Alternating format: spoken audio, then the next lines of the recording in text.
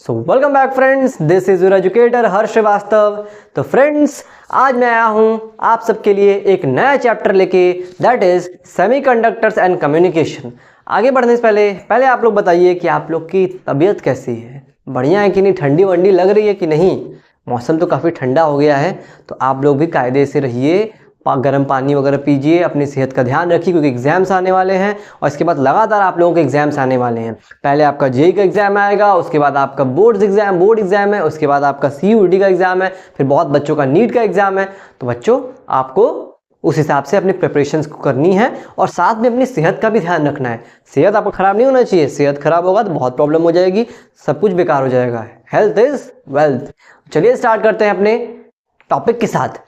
सबसे पहले मैं बात करना चाहता हूं कि कौन कौन से इंपॉर्टेंट इस चैप्टर को, अगर मैं आप ये क्वेश्चन कराने से पहले मैं आपको बता देना चाहता हूं कि ये टॉपिक्स हैं, मैं अभी रीड कर दे रहा हूं, बता दे समझा रहा हूं आपको कि ये टॉपिक्स को आप पहले चैप्टर स्टार्ट करने से पहले एक बार रिकैप कर लीजिए। मतलब शॉर्ट नोट्स, पूरा चैप्टर पढ़ने की जरूरत नहीं है, वो दिन गया कि पूरा चैप्टर पढ़ो, टाइम बहुत कम है, समय बहुत कम है आपके पास। आपको करना क्या है, शॉर्ट नोट्स उठाइए। कोई भी आप साइड वो रेफरेंस बुक खरीदेंगे, कुछ भी पीवाईक्यू वाली बुक होती है अरिहंत पब्लिकेशन की या ओसवाल की, उसमें शॉर्ट नोट्स दिए रहते हैं ना, चैप्टर वाइज अरिहंत वाले में बेस्ट दिया रहता है। उसको अगर आप परचेज कर लेते हो, मैं ये नहीं कह रहा हूँ कि मैं उसका एडवर्टीजमेंट नहीं कर रहा हूँ, लेकिन आप जाके, मैं कहता हूँ अरिहंत बढ़िया होता है, मैंने खुद पढ़ा था उससे। अरिहंत में अच्छे खासे शॉर्ट नोट्स दिए रहते हैं, उस शॉर्ट नोट्स को आप जाके पढ़ सकते हैं, समरी जो होती है उनकी, तो उससे आपका चैप्टर लगभग 70 to 80% क्लियर हो जाएगा। ये जो टॉपिक्स जो भी उसमें जाके पढ़ लीजिए, पढ़ने के बाद यहाँ पे आइए, क्वेश्चंस को सॉल्व करिए मेरे साथ, तो आपको बहुत फायदा होगा और बेनिफिट होगा। या तो अगर आपने शॉर्ट नोट्स अपना बनाया हुआ है खुद का तो कोई प्रॉब्लम ही नहीं है, तो आराम से आप कर सकते हो। तो चलिए बात करते हैं। तो देखिए क्या होता है, सबसे पहले आप गेट्स के बारे में पढ़ लीजिएगा। गेट्स में logic gate, or gate, and gate, circuit diagram वगैरह ये सब चीज़ें हैं। गेट्स अगर आपके शायद बोर्ड्स के सिलेबस में अगर ये नहीं है, जिनके अगर बोर्ड्स सिलेबस में है तो देख लीजिएगा, अगर नहीं होगा तो आप ये जेईई के सिलेबस में तो है ही, तो उस हिसाब से अपना प्रिपरेशन कर लीजिएगा, देख लीजिएगा अपने हिसाब से। फिर उसके बाद जीनर डायोड ये मेरे ख्याल से आपके बोर्ड्स में भी है, ये तो इंपॉर्टेंट टॉपिक है। जीनर डायोड देख लीजिएगा, पीएन जंक्शन का ग्राफ देख लीजिएगा, फॉरवर्ड बाइस, रिवर्स बाइस दोनों का, ठीक है। एलईडी देख लीजिएगा, सोलर सेल, सब इंपॉर्टेंट टॉपिक्स हैं और इसका भी ग्राफ फॉरवर्ड और रिवर्स में सब कुछ आप देख लीजिएगा। ट्रांजिस्टर एंड एम्पलीफायर, तो ये सारी चीजें थी इंपॉर्टेंट, मैंने बता दिया है आपको। ये सारी चीजें एक बार पढ़ के उसके बाद इस वीडियो को देखिएगा तो आपको बहुत हेल्प मिलेगी, बहुत इजी से आप सब कुछ कर लोगे। चलिए चलते हैं अपने क्वेश्चन की तरफ।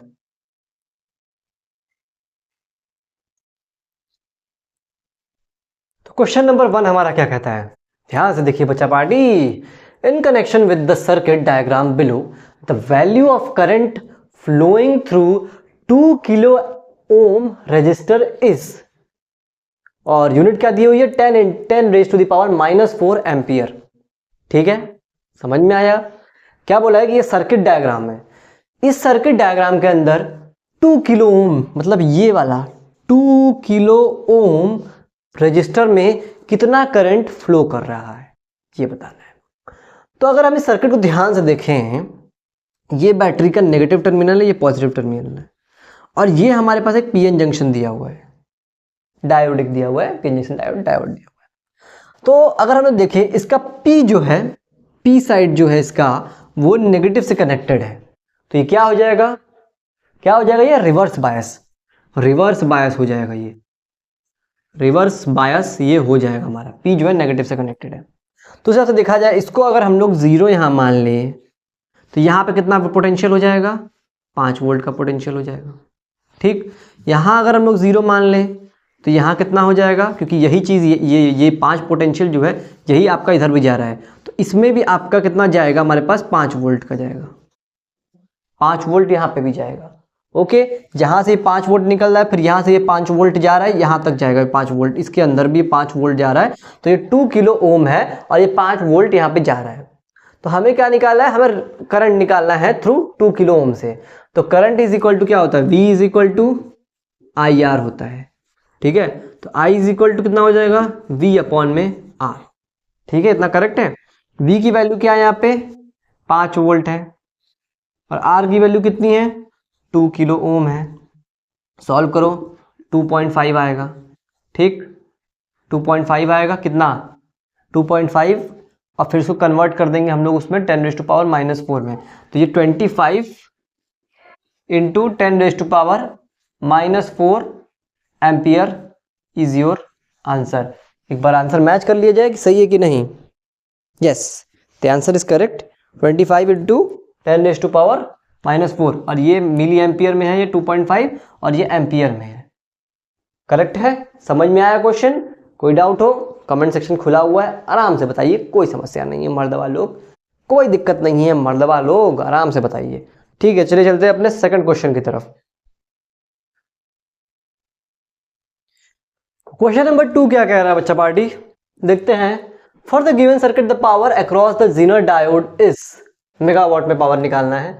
Power across the Zener diode, मतलब जीनर डायोड ये रहा, इसमें एक चीज मिसिंग मैंने की हुई है, यहाँ पे VZ होगा, यहाँ पे इसका भी वोल्टेज दिया हुआ है, VZ इज इक्वल टू कितना दिया हुआ है, 10 वोल्ट दिया हुआ है। मतलब ये जो तुम्हारा जीनर डायोड है, इसके अंदर जो पोटेंशियल है वो 10 वोल्ट का है।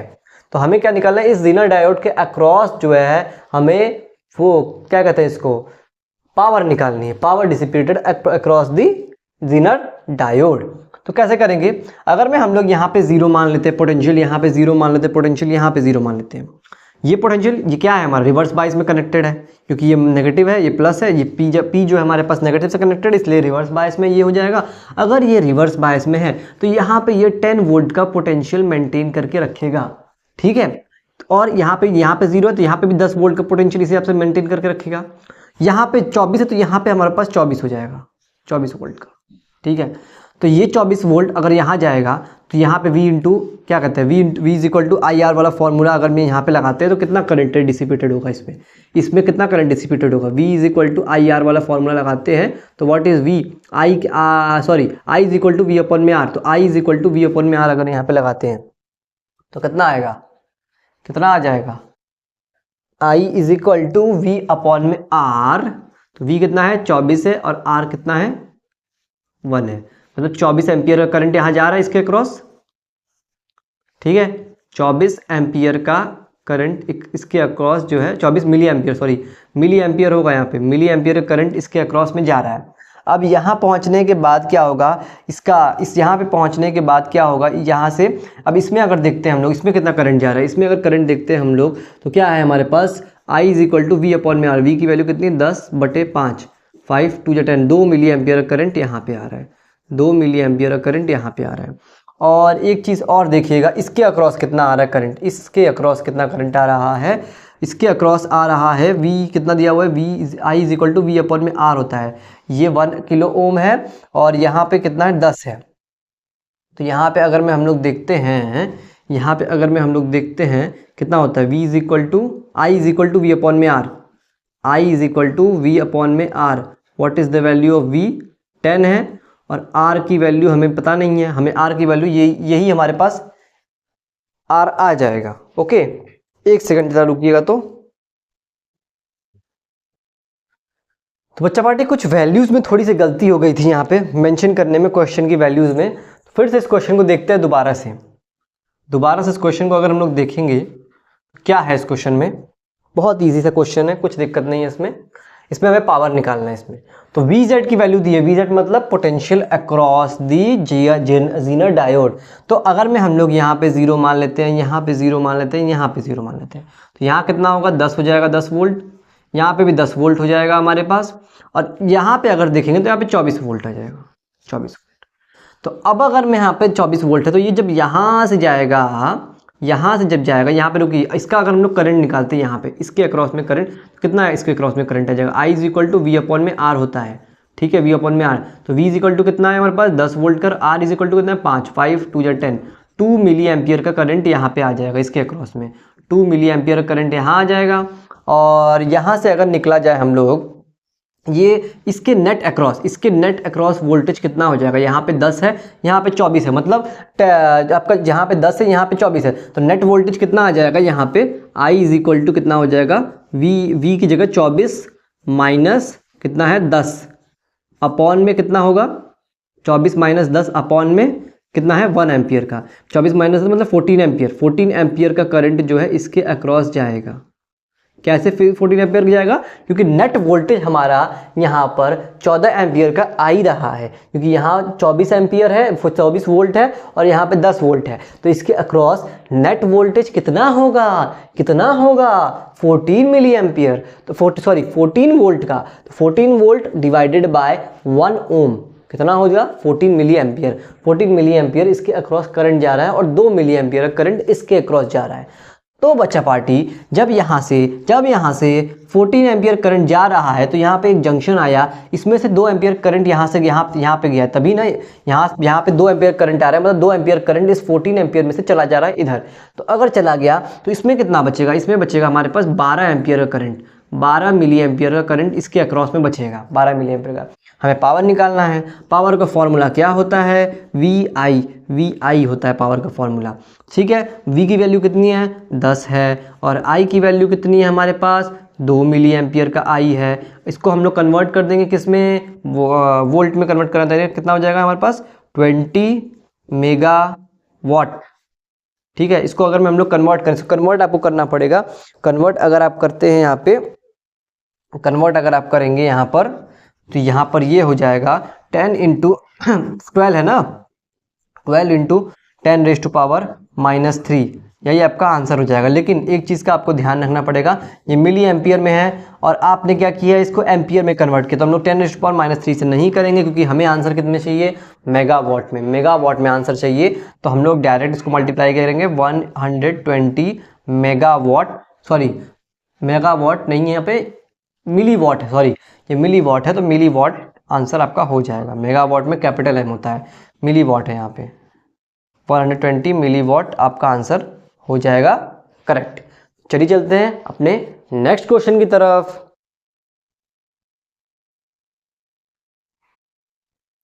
तो आते हैं अपने क्वेश्चन नंबर 3 की तरफ। क्वेश्चन नंबर 3 क्या कह रहा है देखते हैं। The zener diode has a VZ, मतलब वोल्टेज जो है 30 वोल्ट का है। The current passing through the diode for the following circuit is, milli ampere में आंसर चाहिए। ठीक है, सही है। तो इसके अक्रॉस में हमें करंट निकालना है, सेम पिछले वाले क्वेश्चन की तरह, ये सिंपल सा है ये, तो आपको खुद ट्राई करना चाहिए। एक बार ट्राई करिए अपने से, पॉज करके वीडियो को। 1 2 3, चलिए हम लोग ट्राई करते हैं। तो क्या होगा यहाँ पे, इसको यहाँ पे हम लोग वोल्टेज 0। तो क्वेश्चन नंबर 3 हमारे पास क्या कह रहा है बच्चा पार्टी? क्वेश्चन 3 ये कह रहा है the zener diode has a voltage of 30 volt. 30 volt का हमारे पास वोल्टेज है। The current passing through the diode for the following circuit is, milli ampere में आंसर निकालना है। जेईई मेंस 2021 का ये सवाल है। ठीक, तो इसको सॉल्व करने के सर्किट है हमारे पास। यहाँ पे सबसे अगर देखते हैं हम लोग, तो ये अगर 0 है तो यहाँ पे क्या हो जाएगा? 90 वोल्ट हो जाएगा। यहाँ पे 0 है तो यहाँ पे 30 वोल्ट हो जाएगा, क्योंकि ये वोल्टेज जा रहा है। और ये हमारे पास क्या है, कौन सा सर्किट है ये, कौन सा वो है? रिवर्स वाइज, क्योंकि नेगेटिव टर्मिनल जो है P टाइप से कनेक्टेड है, रिवर्स वाइज है, RB का केस है ये। ठीक, और ये 0 से यहाँ पे क्या हो, यहाँ पे भी 30 हो जाएगा। पिछले क्वेश्चन की तरह ये सिंपल है बच्चा पार्टी, कोई दिक्कत नहीं है। तो यहाँ पे कितना हो जाएगा, ये वोल्टेज 30 वोल्ट है तो यहाँ पे 30 वोल्ट हो गया। तो इसके अक्रॉस में करंट कितना हो जाएगा? I = V/R, that is 30/5, that is 6 voltage. 6 voltage यहाँ पे इसके अक्रॉस आ जाएगा। इसके अक्रॉस कितना? 30 वोल्ट है। हमें क्या निकल, सॉरी वोल्टेज नहीं है, करंट है यहाँ पे। करंट है बच्चा पार्टी, करंट क्या है? करंट है। तो 60 मिली एम्पियर। ठीक है, 60 मिली एम्पियर, मिली एम्पियर में नहीं, ये एम्पियर में है, इसको हम लोग को मिली एम्पियर में कन्वर्ट करना पड़ेगा। आई थिंक, मेरे ख्याल से कि नहीं, सही है, 6 मिली एम्पियर आपका यहाँ पे आंसर आएगा। फिर अगर इसके यहाँ अक्रॉस 6 मिली एम्पियर है तो यहाँ पे इसके अक्रॉस कितना हो जाएगा? नेट वोल्टेज इसके across 4 kilo ampere, 4 kilo ohm के अक्रॉस नेट वोल्टेज कितना होगा? 60 हो जाएगा। तो क्या हो जाएगा? I = कितना हो जाएगा? I = 90 - 30, दैट इज 60/4, 2 2 जा 2 3 जा 0, 15 मिली एम्पियर का करंट इसके अक्रॉस में आ जाएगा। 15 मिली एम्पियर करंट इस 4 किलो ओम के अक्रॉस आ जाएगा। और यहाँ पे 6 एम्पियर जा रहा है, यहाँ पे 15 मिली एम्पियर जा रहा है। टोटल कितना हो जाएगा? 9 मिली एम्पियर का करंट इसके अक्रॉस में जाएगा 9 मिली एम्पियर का करंट। और वही चीज़ हमें निकालना था कि इस जीनर डायोड के अक्रॉस में कितना करंट जा रहा है मिली एम्पियर में। तो बच्चा बाड़ी सिंपल से क्वेश्चन हो गया, 9 milli ampere is your correct answer. बहुत सिंपल था, देख रहे हो इतना सिंपल से क्वेश्चन आ रहे हैं, घबराते झुट्टे ही हो, कोई दिक्कत नहीं है। चलो आते हैं अपने क्वेश्चन नंबर 4 की तरफ।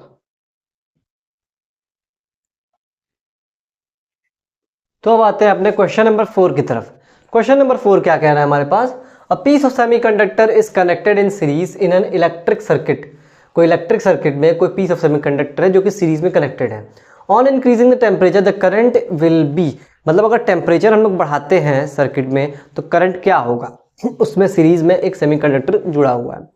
तो जैसा कि आप लोग जानते हैं, क्या जानते हैं आप लोग, कि जो हमारा रेजिस्टेंस होता है वो इन्वर्सली प्रोपोर्शनल होता है टेम्परेचर के।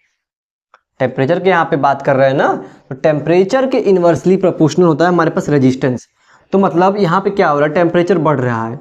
अगर टेम्परेचर बढ़ेगा तो रेजिस्टेंस क्या होगा, रेजिस्टेंस क्या होगा चच्चा, डिक्रीज होगा। अगर टेम्परेचर बढ़ता है बाबू चच्चा तो रेजिस्टेंस हमारे पास क्या होता है, इंक्रीज यहाँ पे अगर ये इंक्रीज करेगा तो ये डिक्रीज करेगा, और अगर ये डिक्रीज करता है तो ये इंक्रीज करता है।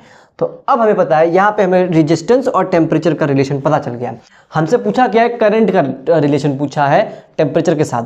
तो रेजिस्टेंस क्या होता है हमारे पास, V is equal to I R होता है, इतना पता है, और R is equal to V upon में I, ठीक है, R is equal to V upon में I।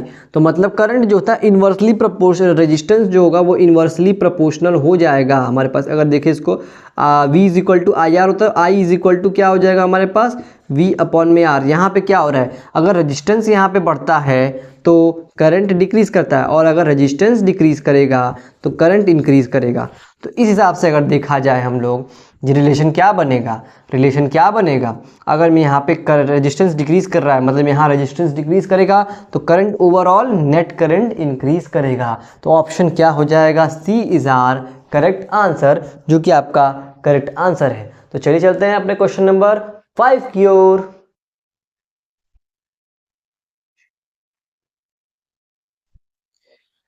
तो बच्चा पार्टी क्वेश्चन नंबर 5 क्या कह रहा है, आइए देखते हैं क्या कह रहा है मर्दबा।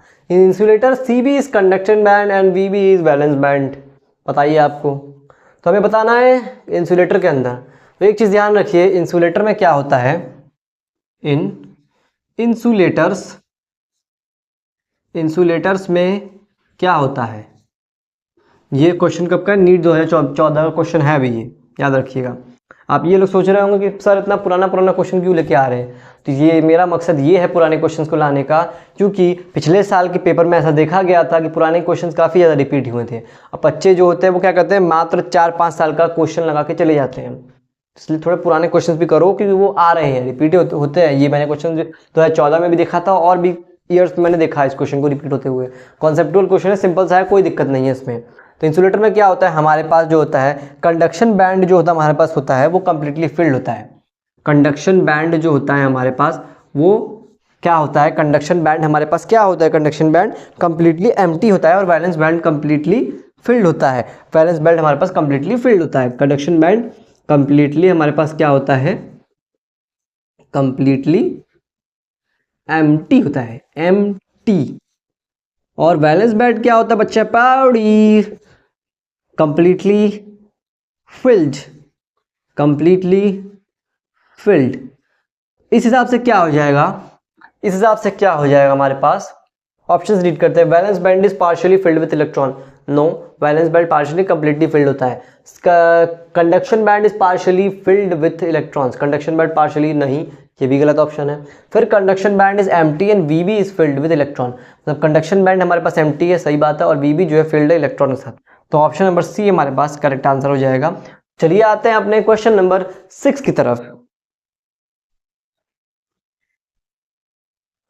तो नेक्स्ट सवाल क्या कह रहा है, in a common base mode of transistor the collector current is 5.488 milli ampere for an emitter current of 5.60 milli ampere. मतलब यहाँ पे क्या बोला है, कलेक्टर करंट मतलब IC की वैल्यू दी हुई है, कलेक्टर करंट की वैल्यू क्या दी है 5.488 मिली एम्पियर, ठीक। और एमीटर करंट आई की वैल्यू कितनी दी है, आई की वैल्यू दी है 5.60 मिली एम्पियर दिया हुआ है, ठीक। इतना आपको क्लियर हो गया, ठीक है। तो हमें क्या निकालना है, amplification, the value of base current amplification factor beta will be, base current amplification factor की हमें वैल्यू निकालनी है। तो बेस करंट एम्पलीफिकेशन फैक्टर का फॉर्मूला क्या होता है हमारे पास, beta is equal to alpha upon में 1 माइनस अल्फा होता है, ठीक। और अल्फा की वैल्यू क्या होती है, अल्फा की वैल्यू हमारे पास क्या होती है, आई सी अपॉन में आई ई, अल्फा की वैल्यू होती है आई सी अपॉन में आई ई, ठीक है। इतना क्लियर है, क्लियर है। आई सी की वैल्यू क्या हो गई 5.488 अपॉन में आई ई की वैल्यू क्या हो गई 5.60। इसको हम लोग करेंगे तो अप्रॉक्सीमेटली आंसर आपका 0.98 मिली एम्पियर आएगा। अप्रॉक्सीमेटली आपका आंसर कितना आएगा, 0.98 मिली एम्पियर आ जाएगा। तो अब बीटा की वैल्यू हम लोग निकालते हैं, बीटा इज इक्वल टू कितना हो जाएगा, क्या है, अल्फा की वैल्यू क्या है हमारे पास, अल्फा की वैल्यू आ गई है 0.98 अपॉन में 1 माइनस 0.98। तो ये क्या हो गया 0.98 अपॉन में कितना हो जाएगा ये 1.00 अपॉन कितना है 0.98, कितना हो जाएगा यहाँ पे 10 में से 8 जाएगा 2, कितना 0 बचेगा यहाँ पे 0.02। तो आपका एक्चुअल आंसर कितना आएगा 49 इज योर करेक्ट आंसर, क्योंकि 2 4 जाए 2 2 जाए 4 ठीक है, 2 9 जाए 18, ठीक है। तो 49 is your correct answer, that is option number कौन सा हो जाएगा, ए, ठीक है। समझ में आया, सिंपल सा क्वेश्चन था, बस फॉर्मूला बेस्ड था, कोई कुछ दिक्कत था नहीं आपको। अगर आपने थ्योरी अच्छे से पढ़ी होगी, फॉर्मूला आपको रिकैप मतलब रिवीजन में होंगे आपके, तो आराम से ऐसे क्वेश्चन को आप फोड़ के आएंगे। और ये क्वेश्चन कब का है, CUET 2023 का ये सवाल है। यहाँ पे मैं लिख भी देता हूँ, CUET 2023 का सवाल है ये, CUET 2023 का सवाल है ये। इस चैप्टर से आपको लग रहा होगा इतने सिंपल क्वेश्चन, इतने सिंपल क्वेश्चन ही बनते हैं। ग्राफ पे क्वेश्चन बनेंगे, का ग्राफ का मैं क्वेश्चन करा दूंगा आपको, देखूंगा तो गेट्स पे क्वेश्चन बनता है, गेट्स से क्वेश्चन मैं लाया हुआ हूँ, सब मिला जुला के मैं सबके अच्छे क्वेश्चन जो CUET में आए हुए हैं, नीट में JEE में सबसे बेहतरीन से बेहतरीन क्वेश्चन आपके पास लेकर के आ रहा हूँ। आपको कुछ नहीं करना है, बस देखिए इस क्वेश्चन को अगर आप कर ले रहे हो तो इसका मतलब आप सेफर साइड पे हो, ठीक है। चलिए चलते हैं अपने नेक्स्ट क्वेश्चन को, दैट इज क्वेश्चन नंबर 7। तो आते हैं अपने क्वेश्चन नंबर 7 की ओर। यहाँ पे मैंने गलती से 9 लिख दिया है, ये आपका क्वेश्चन नंबर 7 वाला है। कौन सा क्वेश्चन है आपका, ये 7वां प्रश्न है। 7वां प्रश्न क्या कह रहा है, क्या कह रहा है, the ratio of electron and hole current in a semiconductor is 7/4। मतलब इलेक्ट्रॉन और होल करंट का मतलब IE अपॉन में IH का रेशियो कितना है, 7/4 है, ठीक है। And the ratio of drift velocities of electron and holes is 5/4। Drift velocity मतलब कि V ratio of electron of drift velocity, V upon में VDH, ड्रिफ्ट वेलोसिटी मतलब होल्स और इतना VH, सॉरी यहाँ पे VH हो जाएगा, VE अपॉन में VH is equal to 5/4। Drift velocity का हमारे पास कितना है 5/4, ठीक है। And the ratio of concentration of electron and holes will be, तो हमें क्या लिखा, ratio of concentration of electrons and holes मतलब Ne अपॉन में NH हमें निकालना है, ratio of concentration of electrons and holes. Formula क्या होता है, हमने आपने एक फॉर्मूला पढ़ा होगा, I is equal to NeAVD। What is VD, VD is drift velocity, E is concentration of electron, N is concentration of total electron, और E जो होता है इलेक्ट्रॉन, नंबर ऑफ इलेक्ट्रॉन। तो इस हिसाब से देखा जाए, अगर मैं हमारे पास IE की वैल्यू मतलब कि current through electrons, ratio of current IE की वैल्यू कितनी हो जाएगी हमारे पास, NeVD होती है। ये फॉर्मूला आपने पढ़ा होगा IE की। और IH की वैल्यू कितनी होती है, होल्स की वजह से जो करंट होता है उसका वैल्यू होता है, यहाँ पे IE, यहाँ पे NE भी कर दीजिए, ठीक है, और ये VDE कर दीजिए, ये हो जाएगा NHE इंटू VDH हो जाएगा, NH इंटू VDH हो जाएगा यहाँ पे, ठीक है, ओके। ठीक है ना। यहाँ पे कितना हो जाएगा आपका, ये एन ई जो है आपका एन ई, और ये कितना हो जाएगा N E V D E हो जाएगा, ठीक है। और ये N H V D H हो जाएगा, ठीक है। ये होता है, इन दोनों का रेशियो हमें पता है कितना है। इसका रेशियो आई ई अपॉन में आई एच का रेशियो हमारे पास 7/4 है हमारे पास इसका रेशियो। इसका रेशियो कितना हो जाएगा, आई ई अपॉन में आई एच का रेशियो कितना है हमारे पास 7/5 है, ठीक। तो उस हिसाब से फॉर्मूला अगर पुट कर दें, N E V D E upon में N H V D H is equal to 7/5 है। और यहाँ पे एक चीज़ और है, इसका ये एन ई अपॉन में एन एच, हमें इसका वैल्यू निकालना है, इसका वैल्यू निकालना है, तो इसको इधर ही छोड़ देंगे। एन ई अपॉन में N H is equal to कितना हो जाएगा 7/5 इंटू में ये ऊपर मल्टीप्लाई हो जाएगा ना, ये इधर चला जाएगा, तो ये बचेगा वी डी एच अपॉन में वी डी ई। इसको अगर इधर सॉल्व करते हैं हम लोग, तो ये कितना बन जाएगा 7/5 into V D H upon V D E, मतलब ये उल्टा हो जाएगा ना, इसका उल्टा हो जाएगा, तो ये 4/5 हो जाएगा। यहाँ से कितना हो जाएगा 7 4 जा कितना होता है 28 अपॉन में 25, तो कितना हो जाएगा रेशियो हमारे पास, एक सेकेंड, 5 5 25, ये हो जाएगा। एक सेकेंड में कुछ मेरे ख्याल से मैंने कुछ वैल्यूज पुट करने में गड़बड़ हुई है, क्या गड़बड़ी हुई है बच्चे पहाड़ी, वैल्यूज पुट करने में आई थिंक मैंने कुछ गड़बड़ किया है। 4/5 और ये कितना है 7/4।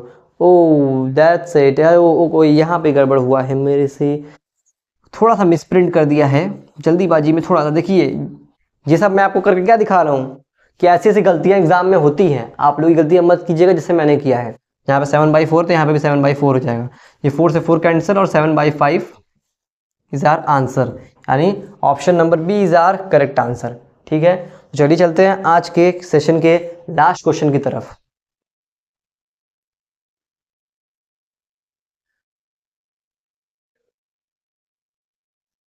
तो अब आ गए हम लोग अपने क्वेश्चन नंबर 8 की ओर, that is your last question. तो ये गेट के ऊपर क्वेश्चन है, इस टाइप के क्वेश्चंस बहुत देखने को मिलते हैं, और ये जो है आपके CUET 2021 के सवाल 2022 में ये क्वेश्चन आ चुका है, 2022 में के पेपर में ये क्वेश्चन आया था। और इस टाइप के क्वेश्चन आपको जेईई और नीट में भी देखने को मिलेंगे, गेट्स के ऊपर क्वेश्चन काफ़ी आपको देखने को मिल जाते हैं, इसलिए मैं एक क्वेश्चन इस टाइप का ले आया हूँ। गेट्स अच्छे से पढ़ लीजिए, जितने गेट्स आपके सिलेबस में है पूरे अच्छे से उसको देख लीजिएगा। तो क्या होगा, और गेट इसमें से कौन सा है, इसमें से और गेट हमारा है कौन सा है, और गेट है, और गेट आपका थर्ड वाला है थर्ड वाला आपका और गेट है। बी एंड गेट कौन सा है, दूसरा वाला है, आपको पता होगा, इसमें कुछ समझाने वाली चीज़ तो है नहीं, आपको लर्न करना है यहाँ पे। तो आपका ए एंड जो है दूसरा वाला है। तो अगर देखें हम लोग दो ऑप्शंस हमें मिल चुके हैं, तो दो ऑप्शन देखते हैं, ए का तीसरा, दूसरे का कौन सा है, दूसरे का ये है सी है, दूसरे बी का 2 है, ठीक है। सी का क्या है 1, सी का 1 है, नॉट गेट, हाँ तो नॉट गेट ये है आपका नॉट गेट, ये आपका नॉट गेट हो गया। और डी का चौथा आपका हो गया, ये था आपका correct answer, that is option number A. बाकी बी सी डी भी अगर देखना देख सकते हैं, ए का पहला बोल रहा है, ए का पहला तो नहीं हो सकता, बिल्कुल नहीं, बी का दूसरा भी नहीं होगा, यही आपका सही है। ऑप्शन नंबर 8 ए का ए ऑप्शन जो है सबसे करेक्ट आंसर आपका मिल रहा है, यहाँ पे मैच कर रहा है, ठीक है। आज के लिए इतना ही रखते हैं, उम्मीद है आपको सारे क्वेश्चंस काफ़ी अच्छे लगेंगे और पसंद आए होंगे आपको क्वेश्चंस।